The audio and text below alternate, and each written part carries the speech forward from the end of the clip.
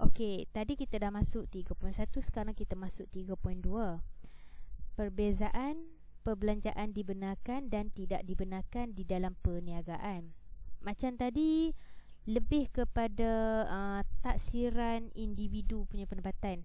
Sekarang ni kita tengok pendapatan perniagaan pula bagaimana. Okey, pertama sekali perbelanjaan yang dibenarkan.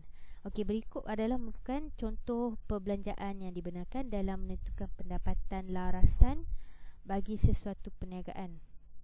Okey, tengok belanja apa yang dibenarkan. Pertama sekali, perbelanjaan yang dibelanjakan dalam tempoh asas untuk menghasilkan pendapatan kasar seperti kos pengeluaran, kos barang-barang yang dijual, perbelanjaan pemasaran, perbelanjaan pentadbiran dan perbelanjaan am. Kat sini kita kena tengoklah kalau perbelanjaan tu melibatkan orang kata melibatkan untuk kita hasilkan keuntungan terhadap perniagaan kita, maksudnya pendapatan tu layaklah untuk kita kirakan sebagai perbelanjaan yang dibenarkan lah. Okay, seterusnya, kedua, faedah pinjaman yang dibayar untuk memperolehi aset bagi tujuan menjalankan perniagaan tersebut. Faedah pinjaman yang dikeluarkan untuk membeli rumah sendiri tidak dibenarkan. Maksudnya kat sini, kalau faedah tu untuk pinjaman aset untuk menjalankan perniagaan, memang dibenarkan lah. Tapi kalau faedah peribadi tu memang tidak dibenarkan. Okay, next. Ketiga, sewa yang dibayar ke atas premis, mesin dan lain-lain bertujuan menghasilkan pendapatan kasar daripada perniagaan.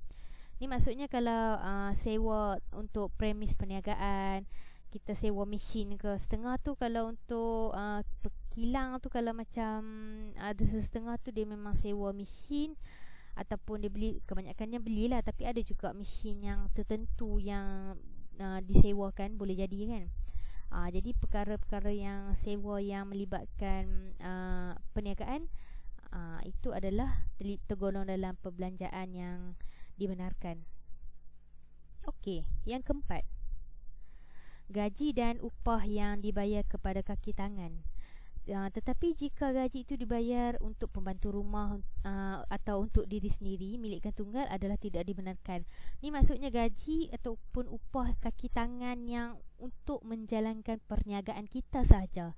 Maksudnya kalau gaji untuk pekerja yang bukan perniagaan macam pembantu rumah, memang tak perlu, memang tidak dibenarkan. Okey, next. Kelima, yuran perundingan yang dibayar kepada juru perunding perniagaan. Okey, kat sini kadang-kadang setengah perniagaan tu dia ada hire juru runding perniagaan. Maksudnya kalau macam perunding perniagaan tu untuk memberikan nasihat keuangan terhadap perniagaan dia, kadang-kadang setengah tu dia ada hire lah. Maksudnya hire tu dia ada menggunakan perkhidmatan perunding perniagaan ni. Jadi kat sini antara perbelanjaan yang dibenarkan juga.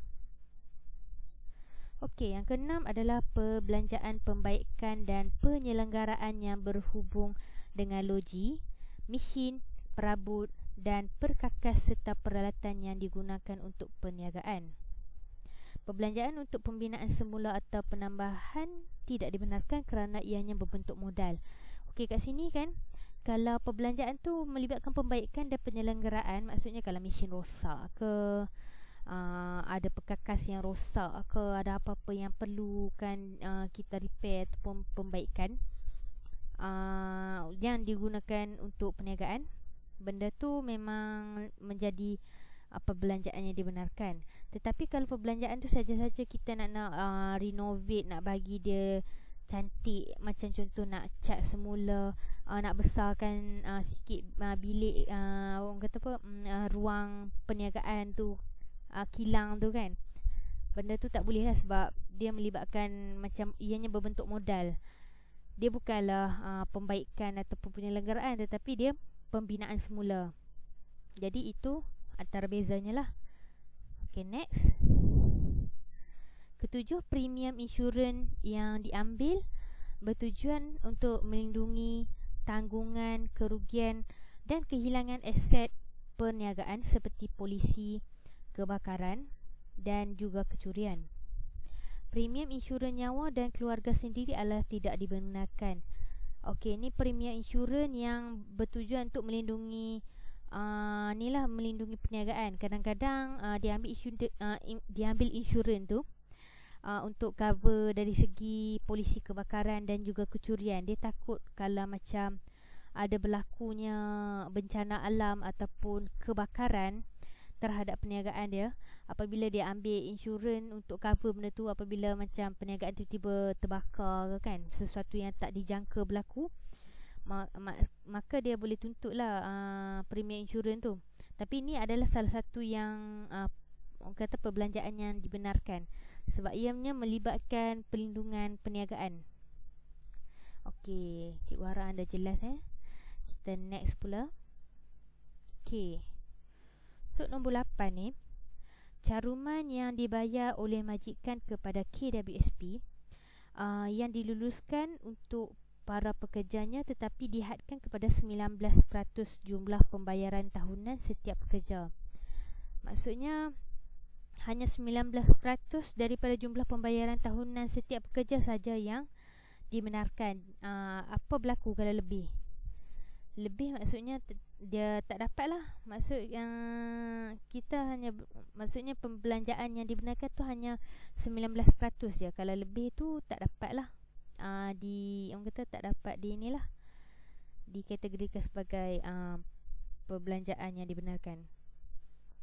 Okay, next 9, hutang lapuk dan peruntukan hutang lapuk. Ni anda memang tahulah apa tu peruntukan hutang lapuk, apakah hutang lapuk.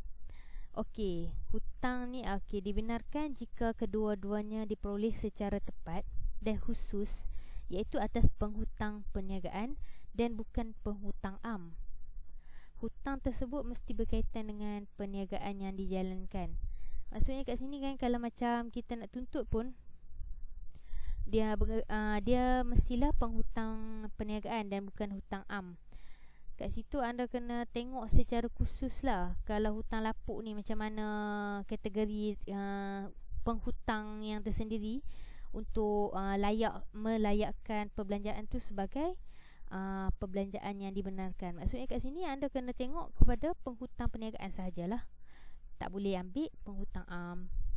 Okay, next 10, perbelanjaan guaman dibenarkan jika untuk memastikan kontrak perniagaan dapat dilaksanakan atau untuk mendapatkan semula hutang perniagaan. Bayaran khidmat profesional seperti bayaran perakaunan, audit dan kesetiausahaan dibenarkan mendapat potongan. Okey, dekat sini kan perbelanjaan guaman ni kan, kalau macam melibatkan kontrak perniagaan untuk mendapatkan semula hutang perniagaan, mungkin macam tadi ada hutang, kata hutang lapuk ataupun hutang yang tak dapat dikutip tadi tu, kalau boleh dia nak cuba dapatkan semula, dia hire, maksudnya dia ambil guaman untuk handle lah kes ni, untuk dapatkan semula hutang tu. Jadi perbelanjaan yang dibayar, maksudnya dia mesti bayar punya kan, peguam apa semua tu, kat situ adalah boleh dikategorikan sebagai perbelanjaan yang dibenarkan lah. Dan juga selain daripada itu, bayaran perakaunan, audit dan kesetiausahaan ni kalau macam dia tengok kepada jenis dia punya perkhidmatan, adakah dia freelance. Freelance ni macam bukan sepenuh masa lah, dia macam separuh masa kan, ataupun dia full time. Jadi dia tengok macam mana, sebab setengah company tu ada yang macam dia ambil dia tak ada, kata apa, dia tak ada accountant yang khusus. Mungkin sebab orang kata apa, dia punya company tu macam tak begitu gah lagi, jadi dia tak mampu nak membayar gaji accountant yang tinggi lah kalau dia ambil accountant yang betul-betul pure. Jadi kat situ dia ambil keputusan ambil yang freelance. Freelance ni macam separuh masa je, dia bukan sepenuh masa, dia macam part time lah. Jadi kat situ pun terlibat sebagai perbelanjaan yang dibenarkan. Okey, yang ke-11, bayaran bonus kepada pekerja-pekerja. Ni tiada had mulai 2002. Ni kalau kita bayar bonus kat pekerja-pekerja, dia tak ada had. Dia juga kata terlibat dekat dalam perbelanjaan yang dibenarkan lah. Biasanya bonus ni dia bergantung kepada company ataupun majikan tu, sama ada dia nak bagi banyak ke sikit ke. Biasanya selalu ni kebiasaan lah, kalau macam setahun tu macam bonus tu dia ambil gaji sebulan gaji. Maksudnya kalau macam gaji pekerja tu 2,000, bonus dia 2,000. Tu pun selalunya kalau sebelum ni cikgu tengok dekat kerja-kerja yang bahagian swasta, kalau macam ada macam prestasi tak okey ke apa ke, dia potong bonus tu, tak semestinya full dia dapat 2,000. Kalau dia dapat full 2,000 tu, maksudnya dia seorang pekerja yang betul-betul bagus, betul-betul committed, kehadiran dia cantik, kerja dia bagus, memang dia dapat lah full. Tapi kalau dia ada masalah ke apa ke, selalunya dia akan dipotong lah untuk bonus ni. Itu sedikit lah. Tapi ni untuk bayaran ni dia tak ada had. Tapi biasanya kalau untuk majikan ni, dia tak adalah bagi banyak sangat. Dia bagi selalunya sebulan gaji lah. Ada setengah tu dia bagi 3 bulan 4 bulan gaji pun ada. Tapi jarang lah. Dia bergantung kepada besar ataupun kecilnya company tu, sama ada dia mampu ke tak nak bagi banyak-banyak bonus dekat pekerja dia. Tapi biasanya yang kebiasaan sebulan punya gaji lah bonus tu. Okay, next. 12, bayaran pembaharuan lesen-lesen perniagaan. Okey, kat sini kan kalau macam perniagaan ni selalunya ada lesen, kita ada daftar SSM apa semua. Jadi kat situ kalau macam ada buat pembayaran lesen-lesen, pembaharuan lesen setiap tahun. Okey, apabila dia buat pembaharuan lesen-lesen perniagaan ni, jikalau macam dia ada buat pembaharuan lesen untuk tahun tu, jadi itu adalah salah satu contoh untuk perbelanjaan yang dibenarkan jugalah. Okay, next. Belanja keraian yang berkaitan dengan jualan. Okay, dekat sini kan biasanya kalau macam melibatkan jualan ni, mungkin dia buat perniagaan tu, dia jumpa klien dia, dia buat satu macam makan-makan sikit lah untuk macam mempromosikan ataupun macam ambil hati klien tu untuk orang kata berniaga, bukan berniaga, macam jadi klien peniaga tu lah. Jadi kat situ antara belanja keraian yang dibenarkan lah. Maksudnya dia berkaitan dengan jualan. Okay, next. Ke-14 adalah hutang lapuk dihapus kira. Yang timbul daripada hutang perniagaan yang tidak dapat dipungut. Maksudnya dia memang tak dapat pungut lah. Memang dah cuba cari juga penghutang tu, dah kata apa, dah hire peguam dah pun. Kita dah cuba dah macam-macam cara dah, tapi masih penghutang tu tidak dapat dikesan dan memang tak dapat tahu kat mana dia ada, dan tak dapat kutip pun hutang yang dia ada, dan jadi hutang lapuk yang dah teramat lapuk sangat-sangat dah pun hutang tu, dan terpaksa dihapus kira lah hutang tu, hutang lapuk tu, sebab dia tak dapat dipungut. Jadi benda ni pun dikategori sebagai perbelanjaan yang dibenarkan. Okey, habis perbelanjaan yang dibenarkan. Sekarang kita masuk kepada perbelanjaan khusus yang boleh dibenarkan. Ni perbelanjaan khusus ni lah. So kita tengok. Okey, yang pertama, perbelanjaan majikan atas peralatan untuk membantu pekerja yang cacat dalam menjalankan tugas. Contohnya kerusi roda. Okey, ni kan selain pada kerusi roda, boleh kita tengok contoh lain tau. Okey, ni mungkin membantu pekerja yang cacat untuk menjalankan tugas kan. Mungkin dia bagi kerusi roda, ataupun dia sediakan satu kerusi yang mudah untuk pekerja tu buat kerja ke apa ke kan. Ataupun kalau perbelanjaan yang membantu,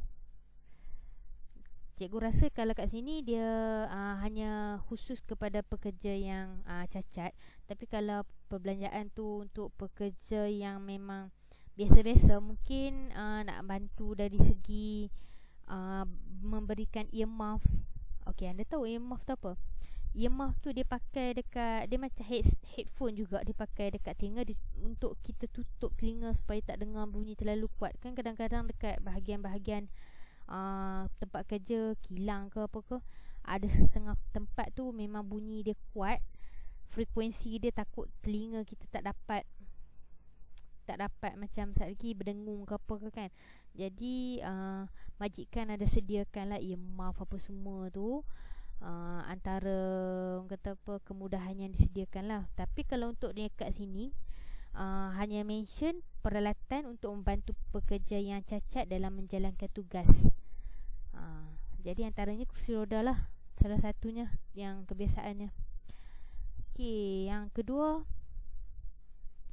perbelanjaan bagi penyebaran dalam bahasa kebangsaan. Ia berhubung dengan penterjemahan ataupun penyebaran dalam bahasa kebangsaan yang berkaitan dengan buku kebudayaan, kesusasteraan, profesional, sains dan teknikal yang diluluskan oleh Dewan Bahasa dan Pusaka. Kat sini kalau macam dia ada buat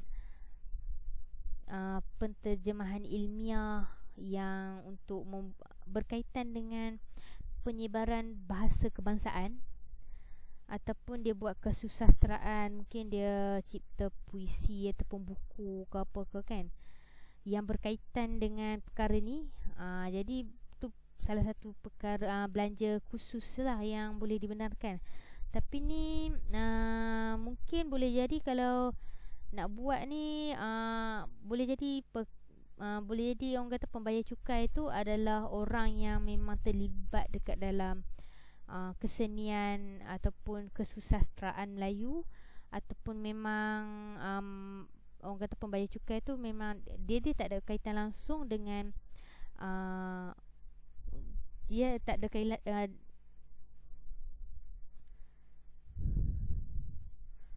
Okey, untuk nombor 2 ni. Okey, untuk nombor 2 ni kan, dia ada 2 kategori lah.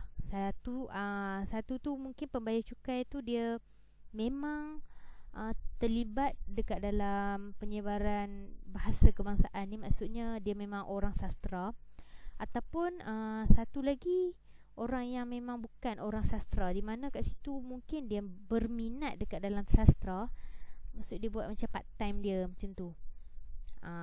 So itu mungkin boleh jadi perbelanjaan khusus yang boleh dibenarkan. Okey, ketiga, sumbangan kepada perpustakaan yang boleh dikunjungi oleh orang awam, sama ada perpustakaan awam, sekolah atau institusi pengajian tinggi. Had maksima adalah RM100,000 dan hendaklah dalam berbentuk tunai. Ni kan kalau dia beri sumbangan kepada perpustakaan awam ataupun perpustakaan institusi tinggi, sekolah ke kan, dia pun macam khusus lah tu. Nak bagi sumbangan tu, orang kata apa, macam satu kemudahan lah untuk di samping orang awam ataupun pelajar. Jadi had maksimum adalah RM100,000. Kalau lebih tu dia macam contohlah orang dia derma RM150,000. Kalau dia punya perbelanjaan tu tetap kita tetap ambil RM100,000 je maksimum dia. Kita tak boleh ambil RM150,000 sebab dah ditetapkan had maksimumnya hanya RM100,000 sahaja. Okey, keempat, perbelanjaan mengadakan perkhidmatan kemudahan awam dan sumbangan ke badan amal atau ke projek awam yang berkaitan dengan pelajaran, kesihatan, perumahan dan infrastruktur yang diluluskan oleh pihak berkuasa. Kat sini kan, okey, kalau kita tengok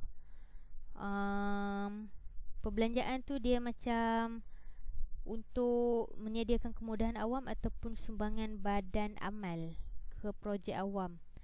Dia macam dia memberikan sumbangan yang untuk dibuat kemudahan awam ataupun sumbangan ke badan amal lah.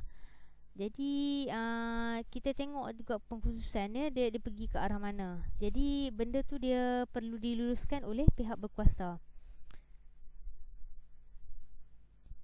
Okey, yang kelima, perbelanjaan majikan bagi penyediaan dan penyelenggaraan pusat rawatan kanak-kanak untuk manfaat pekerja. Okey, kat sini mungkin dia sediakan satu pusat rawatan ataupun menyediakan kemudahan untuk manfaat pekerja ni, macam anak-anak pekerja lah, agar macam orang kata apa, pekerja punya kemudahan untuk anak-anak pekerja kan, anak-anak worker dia tu untuk mendapatkan rawatan perubatan ke apa ke kan. Jadi kat situ dia khusus lah disediakan. Maksudnya dia tak khususkan perbelanjaan perubatan tu dekat pekerja saja, malahan dia ada sediakan pemudahan penyediaan penyelenggaraan tu kepada kanak-kanak juga. Okey, yang keenam, sumbangan bagi menubuhkan dan menyelenggara kumpulan muzik atau kebudayaan yang diluluskan oleh menteri. Kat sini kan boleh jadi kalau dia nak buat sumbangan tu untuk membuat tubuhkan satu kumpulan muzik ataupun kebudayaan. Macam dia ada berikan sumbangan lah untuk kumpulan tu bergerak membuat persembahan, tetapi benda tu mesti diluluskan oleh menteri lah. Tengok sumbangan tu dia semuanya bergantung pada kelulusan. Kalau dia macam dia saja bagi sumbangan dekat band atau kumpulan tertentu yang memang tak diluluskan ataupun memang bukan pilihan menteri, tak sure lah dia masuk ke tak dekat dalam pembelajaran khusus ni. Sebab macam dekat sini dia hanya cakap yang diluluskan oleh menteri. Boleh jadi macam kumpulan-kumpulan tertentu tu memang menteri setuju untuk luluskan sumbangan tu. Dia bergantung lah kepada orang kata apa, kumpulan ataupun genrenya macam mana. Genre tu maksudnya macam kumpulan tu dia bawa apa lagu jenis apa kan. Dia buat kebudayaan jenis macam mana kan. Kalau macam kebudayaan dia tu macam tak berapa kebudayaan, maksudnya dia bukan menari kebudayaan ke, ataupun dia buat muzik yang tak ada kaitan, jadi mungkin tak diluluskan lah. Okay. Yang ketujuh, potongan zakat pada kadar 25% ke atas pendapatan agregat dibenarkan ditolak daripada pendapatan agregat syarikat. Jadi kat sini kan kadar zakat tu dia hanya benarkan 2.5% ke atas pendapatan agregat perniagaan je lah, ataupun syarikat dia lah. Okey, selesai untuk tu. Ke-8, perbelanjaan menaja aktiviti kesenian kebudayaan yang diluluskan oleh Kementerian Kebudayaan, Kesenian dan Pelancongan. Mulai tahun 2007, had maksimumnya adalah RM500,000 setahun. Walau bagaimanapun, had maksimum tajaan aktiviti kesenian kebudayaan di luar negara hanya RM200,000. Okey, dekat sini kan contohlah macam kadang-kadang ada di BKL ada nak buat macam sketsa teater ke apa ke kan, dan ada perniagaan macam salah satunya pembayar cukai lah, dia ada buat perbelanjaan untuk menaja, dia ada taja aktiviti kesenian dan kebudayaan tersebut. Jadi maksimumnya adalah RM500,000 lah. Kalau macam dia ada buat perbelanjaan tu lebih daripada tu, itu tak dikira, dia hanya kira RM500,000 saja. Macam contoh dia buat perbelanjaan tu sebanyak RM700,000. Jadi maksudnya kalau yang perbelanjaan khusus yang boleh dibenarkan tu hanya RM500,000 lah. Yang selebihnya tu tak dikira sebab lebih kan. Dia dah beritahu siap-siap dah had maksimum dia berapa. Jadi kita ikut had maksimumnya sahaja. Okey, yang nombor 9. Nombor 9, perbelanjaan latihan amali untuk bukan pekerja. Dengan syarat latihan amali tersebut berkaitan dengan perniagaan pembayar cukai. Ia termasuk kos menghadiri seminar, bengkel dan lain-lain yang dijalankan di Malaysia. Okey, dekat sini kan dia buat latihan ataupun kursus untuk bukan pekerja dia pun. Tapi kursus tu adalah berkaitan dengan perniagaan dia. Contoh kalau perniagaan dia tu dia buat perniagaan berkaitan dengan dia berkaitan dengan pakaian ke. Cikgu bagi contoh pakaian lah. Kalau dia macam dia buat perniagaan pakaian dan dia nak buat kursus untuk pengendalian cara-cara nak menjadi pereker fashion ataupun cara-cara untuk mengendalikan perniagaan pakaian, bagaimana kat situ dia buat kursus latihan amali macam tu. Jadi ianya terlibat dekat dalam perbelanjaan khusus lah yang boleh dibenarkan. Okay, next. Ketiga adalah perbelanjaan yang tidak dibenarkan. Berikut adalah bukan contoh-contoh perbelanjaan yang tidak dibenarkan sebagai potongan daripada pendapatan kasar dalam penentuan untuk mendapatkan pendapatan terlaras perniagaan. Okey, perbelanjaan persendirian. Yang ni memang confirm lah, seperti perbelanjaan dari rumah ke tempat perniagaan. Macam contoh anda punya minyak nak pergi tempat kerja, anda nak claim, tak boleh lah macam tu kan. Sebab perbelanjaan tu persendirian peribadi, dia tak melibatkan perniagaan pun. Jadi anda tidak boleh claim perkara tu. Kedua, ambilan stok perniagaan. Nilai yang dikira ialah harga pasaran barangan yang diambil dan bukan pada nilai kosnya. Kalau ambilan ni pun adalah bukan perbelanjaan yang tidak dibenarkan. Sebab ambilan kan. Dan nilai tu dikira pada harga pasaran dan bukan pada harga kos.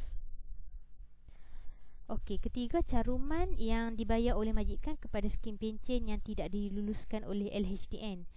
Skim pencen pun ada yang diluluskan dan ada yang tidak diluluskan. Jadi tengok jenis caruman dia lah. Ada skim pencen yang tidak diluluskan oleh LHDN tu, kalau dia ada buat caruman sebegitu, itu adalah tergolong dalam perbelanjaan yang tidak dibenarkan. Okey, yang keempat adalah kos pembinaan semula bangunan atau memperbesarkannya tidak dibenarkan kerana ia perbelanjaan modal dan bukan perbelanjaan hasil. Maksudnya kat situ dia nak besar, renovate bangunan kedai dia ataupun kilang dia untuk tambah cantik lagi. Yang tu semua tak dibenarkan sebab dia bukan perbelanjaan hasil tapi perbelanjaan modal. Okey, kelima, susut nilai aset tetap. Yang susut nilai aset tetap tidak dibenarkan. Tetapi LHDN akan memperuntukkan elang modal sebagai gantian susut nilai. Okey, ni elang modal ni nanti anda akan pelajarinya pada next bab. Tak silap cikgu, elang modal pada bab 4 atau bab 5. Kat situ akan anda belajar macam mana nak kirakan elang modal. Dia menggantikan susut nilainya lah. So tak ada susut nilai lah yang dibenarkan, hanyalah elang modal.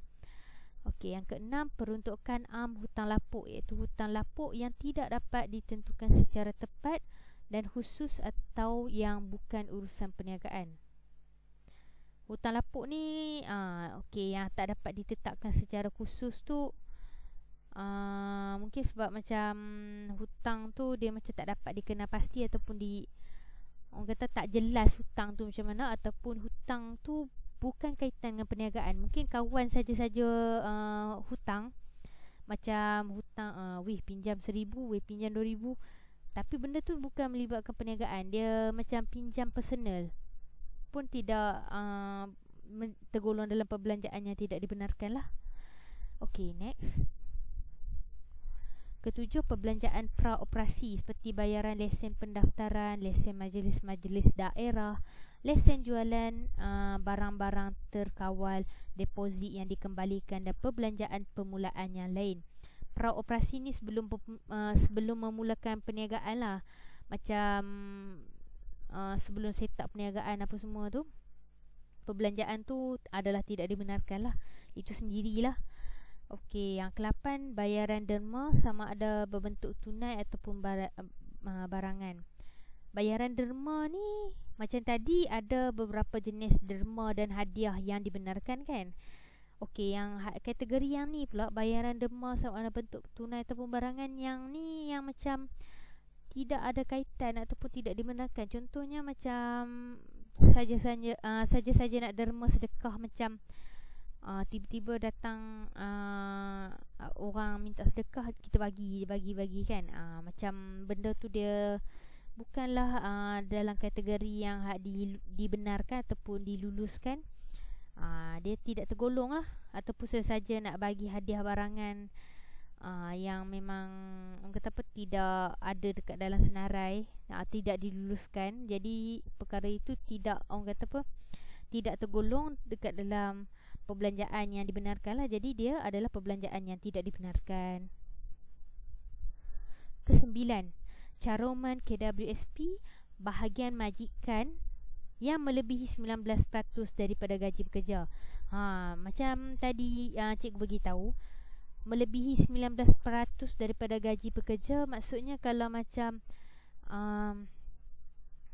caruman tu 21% ke atas ke kan, macam orang kata apa, tak boleh lah kat situ. Dia maksimum ni hanyalah 19% saja untuk kita jadikan sebagai perbelanjaan ataupun pelepasan cukai kan. Ni kat sini kalau macam melebihi, kalau lebih daripada 19% tu tak boleh lah.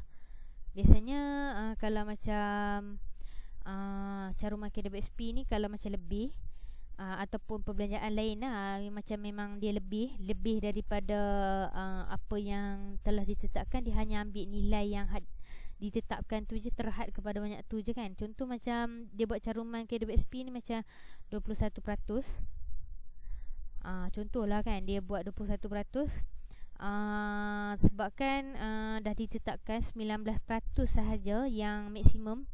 Jadi maksudnya dia kena ambil 19% sahajalah, yang lebihnya tu tak dikira lah. Itu je lah kalau untuk caruman KWSP. Okey, baiklah. Seterusnya, modal yang dikeluarkan atau sejumlah wang yang bertujuan digunakan sebagai modal. Contoh bayaran bagi membeli aset tetap atau aset persendirian seperti rumah, kediaman dan kenderaan. Okey, dia tengok modal yang dikeluarkan ni, dia adalah bukan perbelanjaan kan. Kita keluarkan modal untuk perniagaan tu, benda tu dia bukanlah perbelanjaan. Jadi modal adalah modal. Jadi dia tak boleh nak kategorikan sebagai perbelanjaan yang dibenarkan. So modal tu adalah inisiatif peniaga lah untuk membawa masuk. Jadi kalau kat sini dia tengok contoh pembeli aset tetap ataupun aset persendirian rumah. Okey, dia macam dia tak ada kaitan modal ni. Dia bukan perbelanjaan. Okey, next. 11, perbelanjaan tambang percutian percuma yang diberikan kepada pekerja-pekerja. Contohlah pembayar cukai ni, dia macam dia buat satu percutian untuk pekerja-pekerja dia. Lepas tu dia sponsor semua sekali tambang percutian percuma pergi Langkawi semua orang sekali kan. Orang kata saja-saja tu kan. Selalu macam tadi yang boleh kita claim adalah kerakyatan, di mana kerakyatan tu pun ada melibatkan jualan. Di mana kat situ kalau macam kita makan dengan klien ke apa ke, benda yang melibatkan jualan tu yang baru dia boleh claim. Tapi ni kalau macam saja-saja macam ni ya, macam happy-happy je, dia bukanlah perbelanjaan yang dibenarkan. Okey, yang ke-12, perbelanjaan kerakyatan yang tidak berkaitan dengan jualan, hanya 50% sahaja yang dibenarkan. Macam contohnya kan, dia tak ada kaitan dengan jualan, dia kerakyatan dengan pekerja-pekerja, meraihkan sumbangan pekerja pada tahun tersebut kan. Dia bukan berkaitan dengan jualan pun, dia hanya berkaitan dengan menghargai pekerja-pekerja Jadi yang tu dia hanya ambil 50% sahaja yang dibenarkan. Okay, next. 13. Belanja guaman bagi rayuan terhadap taksiran cukai perniagaan atau pendapatan. Okey, dekat sini kan kalau macam tadi kan dia ada ambil khidmat guaman untuk kutip hutang-hutang lapuk apa semua tu. Tapi kalau dia macam dia buat rayuan, macam contohlah rayuan ni kalau macam dia tak dapat juga kutip hutang lapuk apa semua tu, dia buat orang kata dia gunakan khidmat guaman untuk rayuan. Jadi ini adalah belanja yang tidak dibenarkan lah, sebab dia hanya boleh claim sekali je. Kalau dia buat rayuan tu, kos tu dia tanggung sendirilah. Macam tu. Okey, yang ke-14, belanja pula denda yang dikenakan. Contohnya denda lewat membayar cukai. Okey, kalau macam denda-denda yang dikenakan tu adalah bukan perbelanjaan. Denda tu adalah kesalahan sendiri. Ni sebagai contoh denda lewat bayar cukai, ataupun denda lain contohnya denda macam lambat memperbarui lesen perniagaan ke.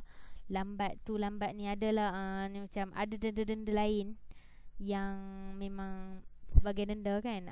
Yang tu tak boleh dikategorikan sebagai perbelanjaan yang dibenarkan. Yang tu tak dibenarkan lah, sebab itu adalah kesalahan penalti sendiri, kesalahan sendiri. Jadi dia tak boleh dikategorikan sebagai perbelanjaan.